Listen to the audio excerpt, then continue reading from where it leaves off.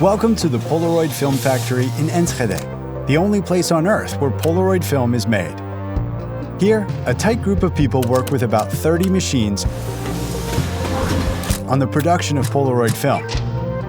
In June 2008, the old film factory had to close its doors, but a small group of very passionate instant photography lovers took on the mission to save the factory and Polaroid photography. It started with 10 people when I joined. I think we were around 30, and now we're at 100 and nearly 140.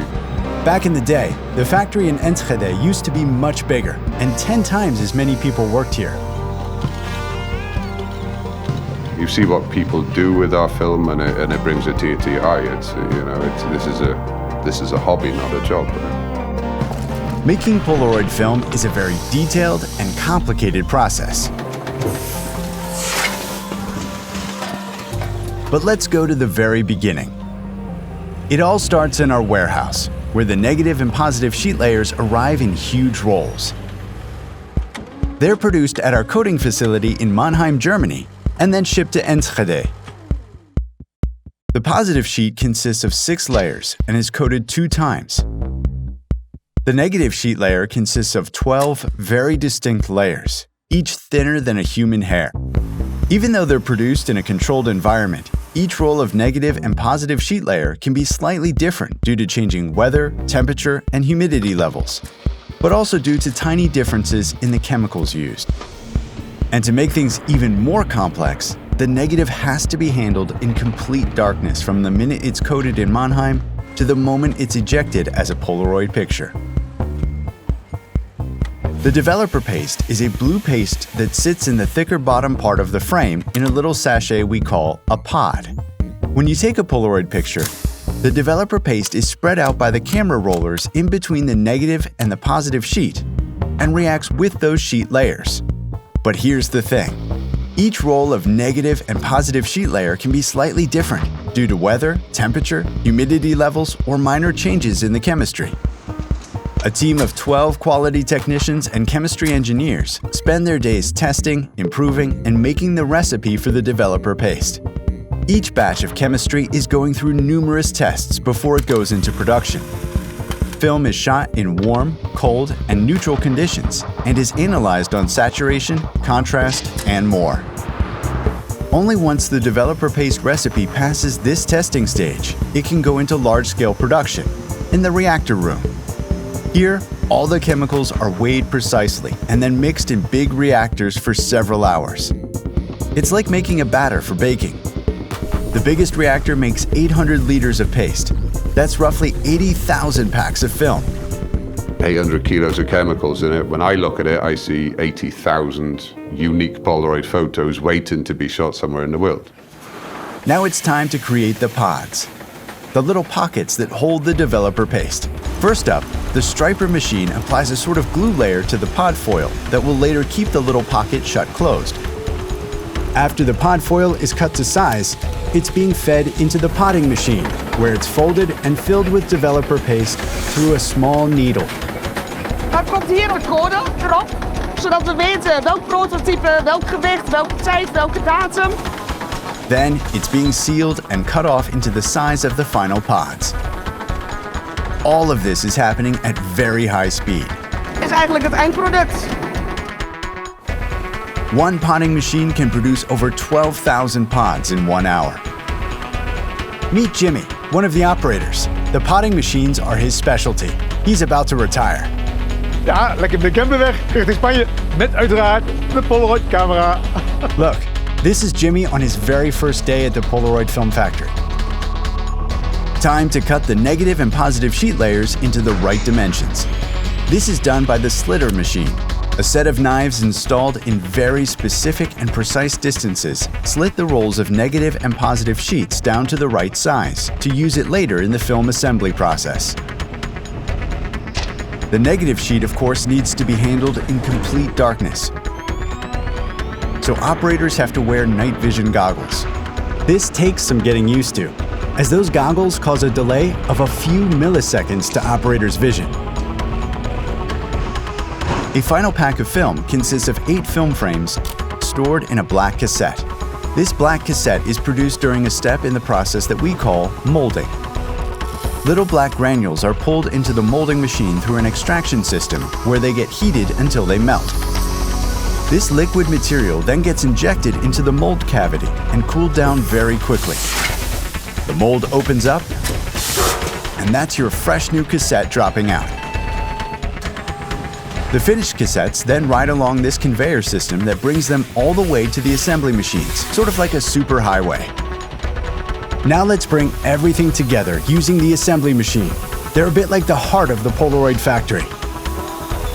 The web section brings together the mask material. That's the white frame around your Polaroid picture, and the positive sheet. The negative sheet is fed into the machine in complete darkness. Inside the machine, these three materials go through various stages. They're laminated, folded, and cut. The pods also make a comeback.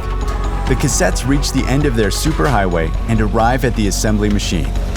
But before they go in, the metal spring that's crucial for the ejection of the film frame is placed inside the cassettes. And depending on the type of film, sometimes a battery too. On the other side of the machine, the light seals and end caps go into the machine. And of course, the dark slides. When 8 frames of film are loaded into a cassette and the dark slide has been placed on top, they emerge from the assembly machine. The operators check via a sort of lamp system which frames do not meet the quality requirements. Those will be rejected. Finally, the film cassettes are wrapped in a silver pouch that protects the film from light and humidity. Then, they are packed, boxed, and ready to be shipped out across the world.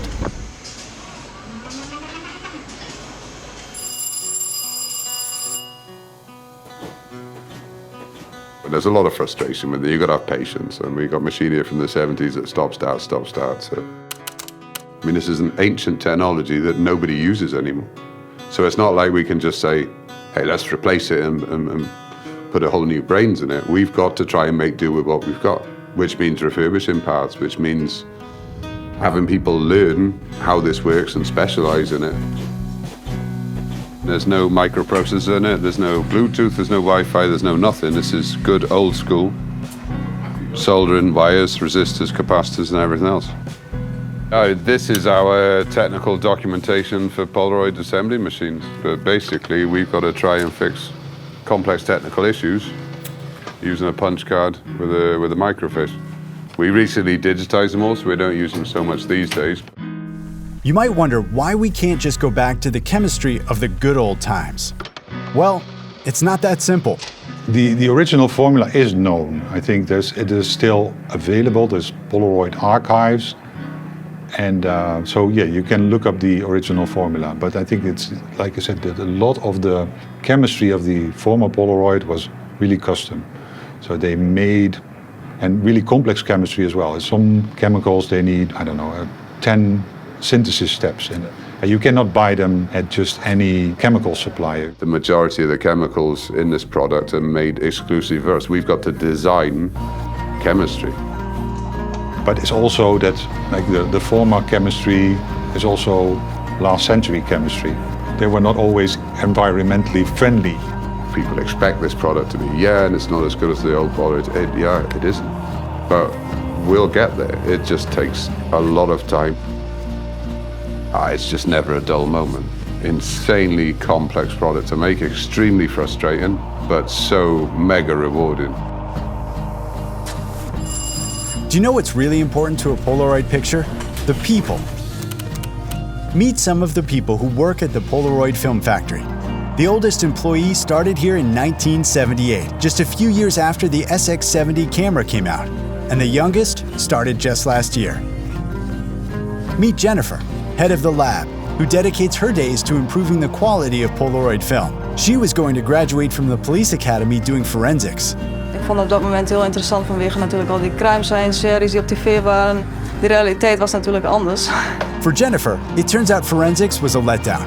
She wanted to be where the real action is. And it almost looks like a crime scene at the factory sometimes. Jennifer even met her husband, Edwin, here. And her father-in-law, Benny, works at the factory too. Het is een soort van familiebedrijf. This is Tiffany. She's working in the reactor room and at the potting machines. Dit is mijn afdeling. Lekker snel, veel tempo, lekker druk, ja. En ik kan mijn energie hier ook echt goed in kwijt. I've got colleagues here who started here in the mid-70s and have actually retired, but really want to work a couple of days still to help us out, and such is their love for what they do.